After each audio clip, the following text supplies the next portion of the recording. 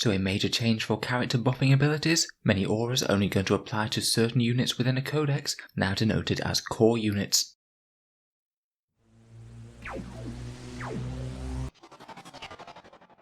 Hello and welcome back to Auspex Tactics for another major 40k rules change. In some of the previewed images for the 40k codexes that are coming up, the Space Marine and the Necron one, they made allusion to some core units when they were describing exactly how certain buffs work. Now this mystery appears to have been solved, and it appears that its primary use is to make character auras just a little bit less powerful. I think it has been one criticism of 40k throughout 8th edition, that often you'd see a list which is just a character surrounded by a whole bunch of big heavy tanks. Because of course if they provide the same buff to infantry and to vehicles, then it generally will make sense to give that same buff to the biggest powerful guns available. It's cropped up numerous times over the edition, such as right near the start where one of the more competitive lists was Guilliman just standing next to 3 Storm Ravens, or Iron Hands lists with Phyros, a Chapter Master and 3 Repulsor Executioners all clustered together to benefit from multiple overlapping auras.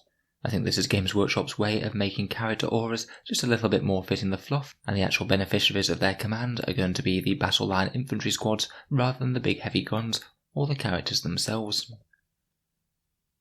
So in a Warhammer Community article last night, Games Workshop revealed that certain units will be designated as core units, generally representing the battle line infantry units within the codex, although some other unit types will be affected.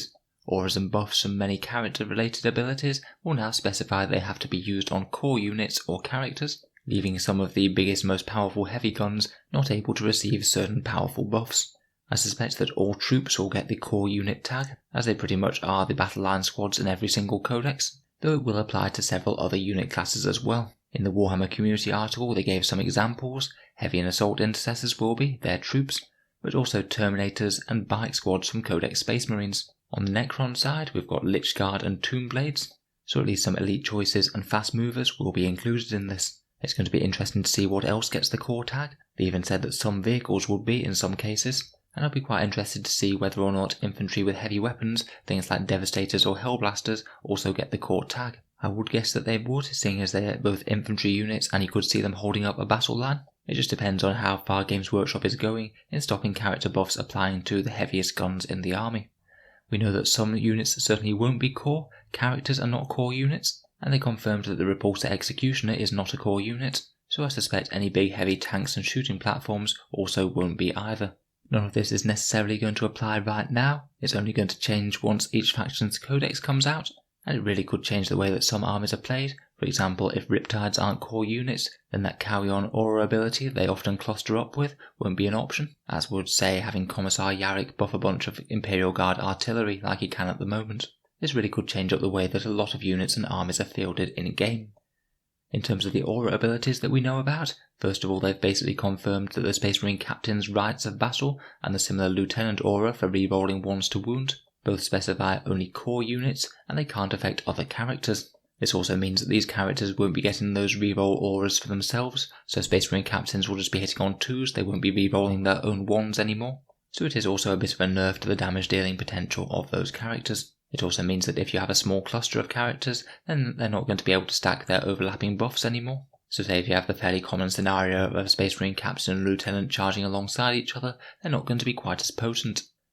From one of the preview videos for Codex Space Marines, we saw a few other rules that referenced core units. The Space Marine Psychic Power Might of Heroes that gives you +1 strength and toughness is now only a core or character unit only. You could no longer use it to make your Repulsor Executioners toughness 9, for example. All the Chaplain litanies also seem to apply to just core units and characters only, again leaving out the big guns. And the Space Marine Storm of Fire Warlord trait, the one where you can get a little bit of extra AP on one unit, that one only specifies core units, so it basically has to be that character commanding one of the squads. It's really going to make us reevaluate these buffs, depending on what exactly they can target now, whether it's everything, core units and characters, or only core units. So how is this likely to impact on the game then? I'm sure we'll get a bit of a better understanding as to what a core unit will be when Codex Space Marines and Codex Necrons drop, but what is and isn't a core unit is really going to be a very big deal. It's going to determine whether or not any given piece is just one single piece that has to be used in isolation, or whether or not you can make it a big synergy sort of thing and have multiple overlapping auras, making it very strong. If a unit is given the core tag, then I suspect that we'll see it played just a little bit more than previously. at least compared with other options that aren't. Anything that was already a sort of castle list that relied on core units is likely to just be that bit more desirable, as the character buffs aren't going to be helping anything else. Maybe things like Space Marine intercessor battle lines advancing forwards are going to be a bit more incentivized, compared with lists that revolve around a couple of characters buffing a whole load of enormous gun platforms. Conversely, non-core units are going to be a slightly worse pick. They basically have to be good on their own merit, or with certain other buffs and stratagems that you can use for them, that don't rely on these basic character aura synergies that are going to be moving to core. Generally though, it is a nerf to character auras. They're just drastically restricted as to what sort of things that they can buff now, including whether or not they can buff themselves. It might mean that people look a bit harder at the non-aura buffing HQ slots in the HQ section now, and maybe just going for some more combat-orientated damage-dealing characters, or some non-aura support characters. I think it's really going to depend on the codex and army, and exactly how these rules are implemented. I think it will at least have some effect on reduce the amount of castle-type lists we see, which is something that Games Workshop's probably reacting to in terms of feedback, as a lot of people don't enjoy playing against a couple of characters surrounded by the biggest guns ever. I don't think the castle lists are dead by any stretch of the imagination though. I'm sure there'll be plenty of powerful troops or other units that are still well worth buffing with characters, intercessors for example, in the Space Marine Codex.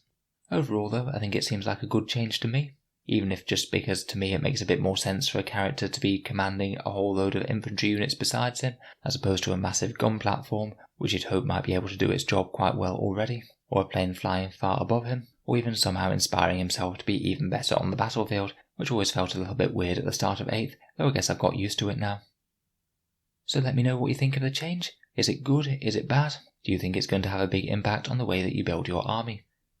If you've enjoyed the video, feel free to subscribe to Auspex Tactics. We'll certainly be keeping up with the news and developments for Warhammer 40k, with new videos coming out basically every day. If you've been watching a lot of my videos and would like to help keep them coming, I'd just like to mention that the channel has a Patreon page, which you can find down in the video description below. Making all of these videos does take quite a bit of time, so any support is most greatly appreciated. Channel patrons also get access to a fair few perks, such as seeing new videos early, regular polls to see what sort of videos come next on the channel, and automatic entry into the channel's monthly prize draw, where we post out some very big kits each month.